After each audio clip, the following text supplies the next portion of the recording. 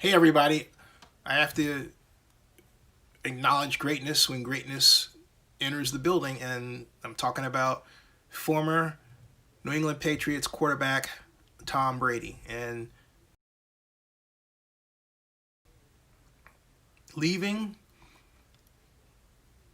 New England Patriots, a lot of people thought, oh, he's going to come to the Raiders, which I still think would be a great pairing.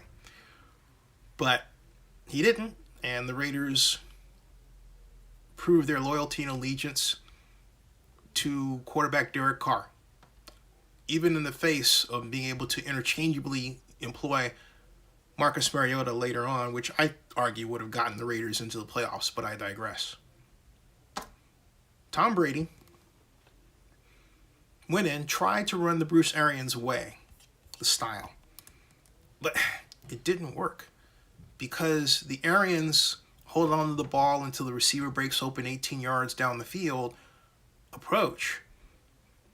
It doesn't work when your offensive line simply by physics can't always give you that kind of time, unlike 30 years ago or even 10 years ago. It's a different world. So Tom Brady, working with Byron Leftwich and Tom Moore, the legendary Tom Moore, who built the Colts offense that Peyton Manning so excelled in, gradually began to restructure the offense. And let's not forget the contributions of other coaches too that came in and helped shape what they're doing. But Byron Leftwich, and Tom Moore deserve the greatest credit, along with Tom Brady himself, for refashioning an offense that was better suited to what made Tom Brady great. And Tom, for his credit, he wanted to be in an offense that, in a sense, took off the chains. And he had said that, I believe, a number of times when he was with New England, that he wanted an offense that threw deep more often, that was more chance-taking, but not dangerously so. Finally, Tom Brady has the kind of offense that he's always wanted to be in. He's had the opportunity to structure the offense his way, which, by his nature, always has to do with what somebody else thinks or their ideas. It's not bad. Now, I'm not saying he's the coach, but look, he came in, and as I said, I told everybody that Tom Brady would not win in Bruce Arians' offense. And the first game, the Buccaneers versus the Saints, proved that. He threw a pick six. Brady's thrown a few interceptions that made people say, hey, we let Jameis Winston go for that reason, right? They had to restructure the offense, and they did. The defense was always championship level, but they had to restructure the offense. I said that restructuring the offense for Brady, but not doing it for Jameis Winston, was racist. I still hold to that. I still hold to that. But I also hold to this. Tom Brady came in, he could have thrown it in the towel and said, I had great years in New England. I'm going to ride this out. I'm getting $60 million. I'll feign an injury. I'll take some time off. Maybe, I can just sort of ride this out, this tumultuous pairing, and be done with it. But he didn't do that. He says, let's go. Or like he put on his Twitter account, LFG, which means let's fucking go. That's his thing. Let's go. And the team says that now. Let's go. Let's go. Let's go. Let's go. But they don't say it in his squeaky voice, like, let's go. Let's go. Let's go. Okay?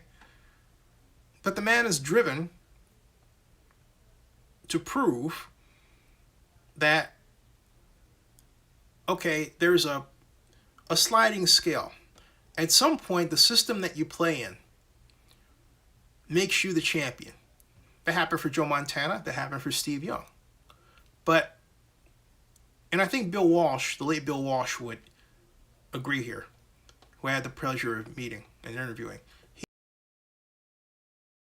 And he said this in describing Russ Francis, the tight end that the 49ers got from the New England Patriots, who was that era's equivalent to what Rob Gronkowski is today, or Aaron Fernandez, the late Aaron Fernandez. It's very important to remember that Aaron Fernandez was quite a good tight end. Or Jimmy Graham. But what he said about Russ Francis is that there are some people who become so good that they transcend the rules. They transcend the play.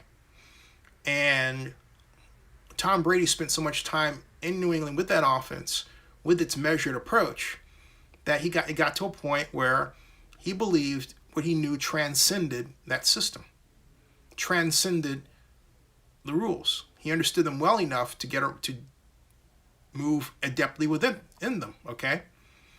And so I think what Brady has done is quite notable, all right? And I think what he's done is, at this point, path-breaking. Does it mean that I think that he's going to win the Super Bowl? No, I'll tell you why. Because they were lucky to face a Washington football team that should have beaten them, okay?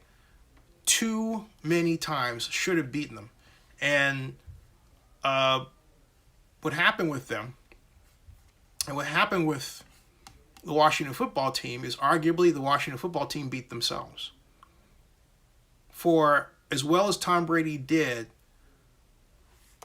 that organization was one healthy quarterback away from coming away with a major upset. That's how bad it was, okay? One quarterback away from coming away with a major upset. Who knew how well Taylor Heinicke was going to do? And then, of course, Alex Smith was injured. If they could have mounted, let's say, a healthy Dwight Haskins, who I'm sure would have gotten his act together to play better, okay? If they could have put that person in, it's quite possible the Washington football team would have come away with a win. And so the Buccaneers have to be quite concerned about what they allowed the Washington football team to do. And let's consider,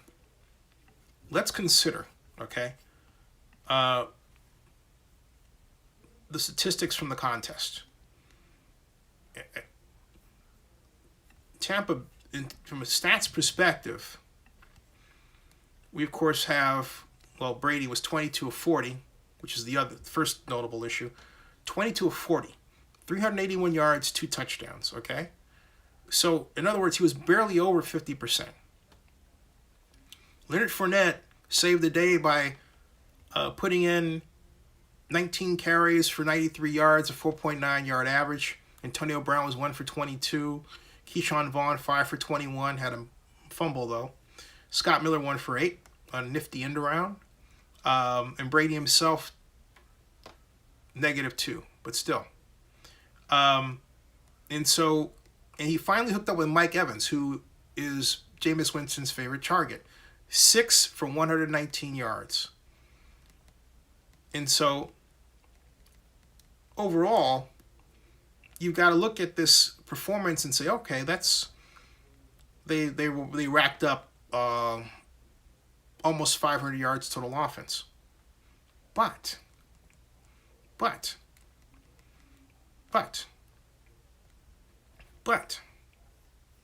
if you take a look at the Washington football team, the whole game takes on a different look. All right? Taylor Heinicke was 26 of 44, a better percentage than Tom, 306 yards, 1 touchdown, but 1 interception. The only place they fell off was in rushing. 46. Taylor Heineke was the leading rusher with 6 carries for 46 yards. That's a problem.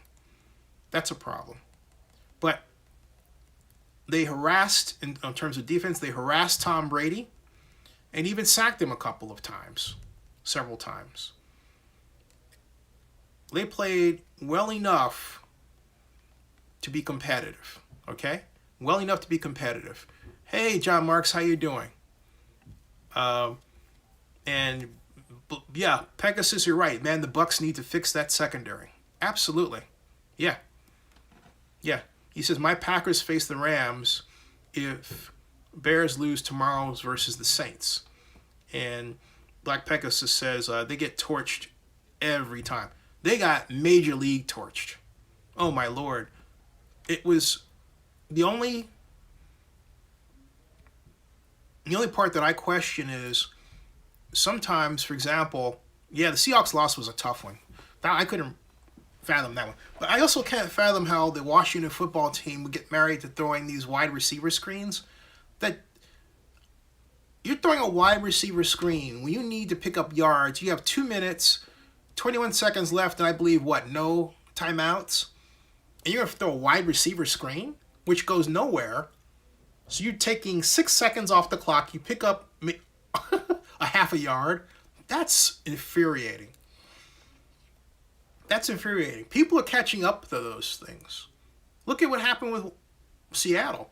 They ran it, right? Supposed to be an easy pass, but got picked off. All right? John Mark says the Seattle Seahawks need a new defense. I'm going to talk about them in a little bit.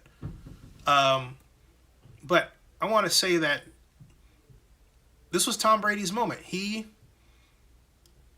threw. He's older than George Blanda by a scant few days.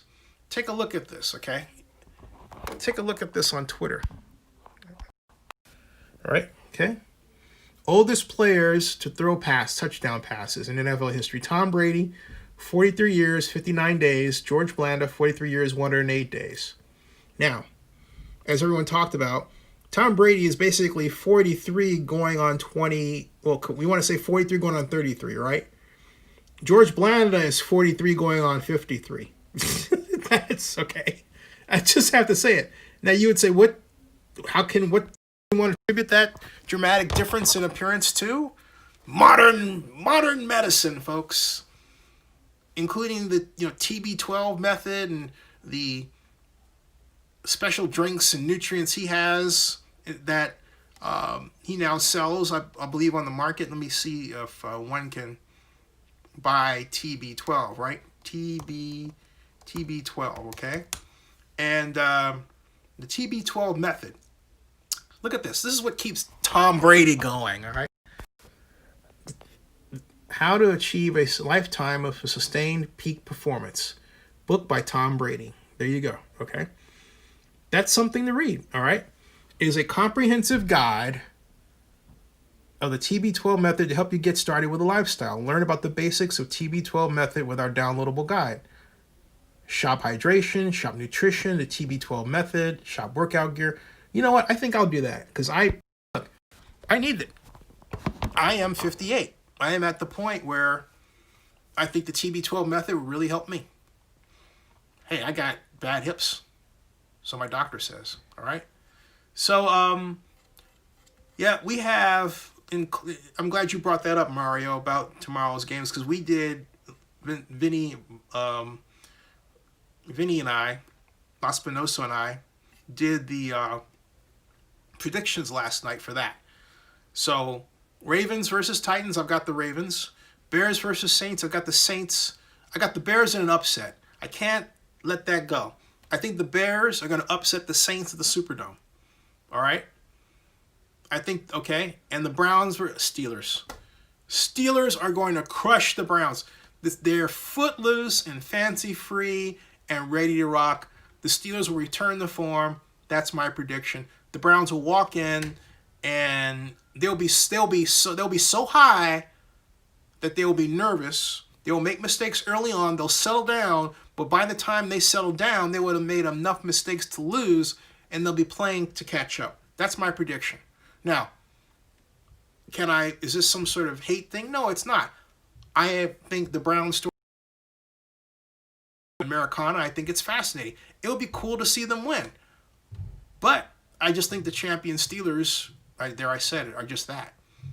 That is one good team over there. All right? Black Pegasus says, dang, you got the Bears over the Saints? Yeah, I do. Because the Saints have not played well. They have been fortunate enough during the pandemic to sort of just, eke out wins here and there because of their great coach. But the Bears haven't been there in a few years. And what got them there before is a combination of stingy defense and creative offense. And folks, that same combination is going to produce a win over the Saints. And what I'm betting on is the wild card, if you will, of what the Saints will do, what the Bears will do schematically. That's what I'm betting on. John Marks is predicting an upset in Pittsburgh with the Browns. Okay. Hey, there it is. So, folks, I'm going to come back with one more live stream, a shorter one, because I want to talk about I want to do a recap about the Seahawks, because I was like, what the heck? All right, so I'll be back. See ya in a second.